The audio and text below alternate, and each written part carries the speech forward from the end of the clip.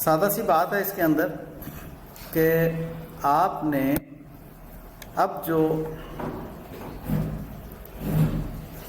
उसकी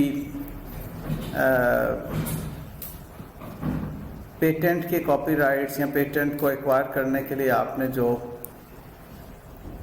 कॉस्ट पे की, HL was then required to pay 800,000 to purchase the rights, including 80,000 refundable taxes.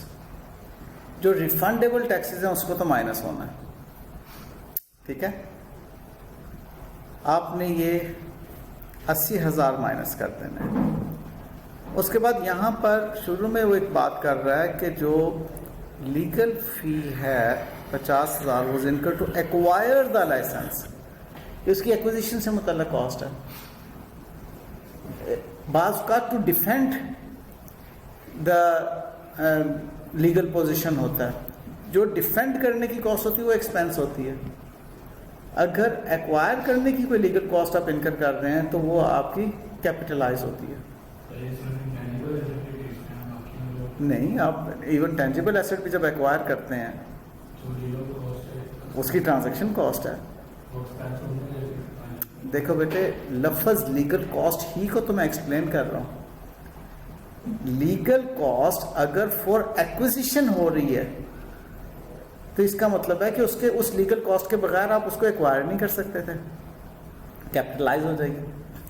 अगर to defend the title या आप उसकी कोई रेकरिंग नेचर की लीगल एडवाइस ले रहे हैं, उस पर लीगल एक्सपेंडिचर इनकर हो रहे हैं, तो वो आपका एक्सपेंस है।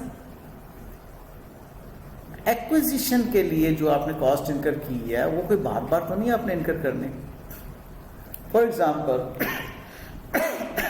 एक एसेट है, उसको एक्वायर करने के लिए गवर्नमेंट की कोई फ़ी है, लीगल फ़ी है, स्टैम्प पेपर वगैरह की फ़ी है जो आपने पे करनी है। अदरवाइज वो एसेट आपके नाम रजिस्टर्ड नहीं होगा, तो कैपिटल एक्सपेंडिचर है ना, ठीक है। तो लफ्ज़ लीगल कोई माने नहीं रखता कि जी लफ्ज़ लीगल है तो वो रेवेन्यू हो गया, या लफ्ज़ लीगल है तो कैपिटल एक्सपेंडिचर नहीं। आप देखें कि लीगल कॉस्ट किस मकसद के लिए इनकर कर रहे हैं। आप बात को फॉलो किया? तो ये legal cost for acquisition of the license जो है वो लाइसेंस की कॉस्ट का हिस्सा बनेगी, ठीक है। इसके अलावा वो कहता है ड्यूरिंग द ये फैक्ट्री शटडाउन आपने जो एक्सपेंसेस वगैरह किए वो अब आपके एक्सपेंस आउट हो रहे हैं। Significant marketing share was lost with the result of HL's total sale over August September, but its expense was 50,000 resulting in a loss of 30,000। ये भी आपके रेवेन्यू एक्सपेंस जा रहे हैं। To increase market share HL spent an extra 25,000 aggressive marketing, ये भी आपके revenue expenditure जा रहे हैं। अब वो जो कह रहा है कि इसको कैपिटलाइज करो, एक तो वो इसमें से माइनस नहीं कर रहा, आपने माइनस करना है रिफंडेबल टैक्स को। एक तो यहाँ पर एक ये पॉइंट है। लीगल फी ऐड कर रहा है, ठीक है, लीगल फी को ऐड करना है, ये बात मानी जाती है, लेकिन ये कॉस्ट जो वो ऐड कर रहा है वो आपके रेवेन्यू एक्सपेंडिचर हैं, वो कैपिटल एक्सपेंडिचर नहीं है। तो आपकी total cost to be capitalized जो है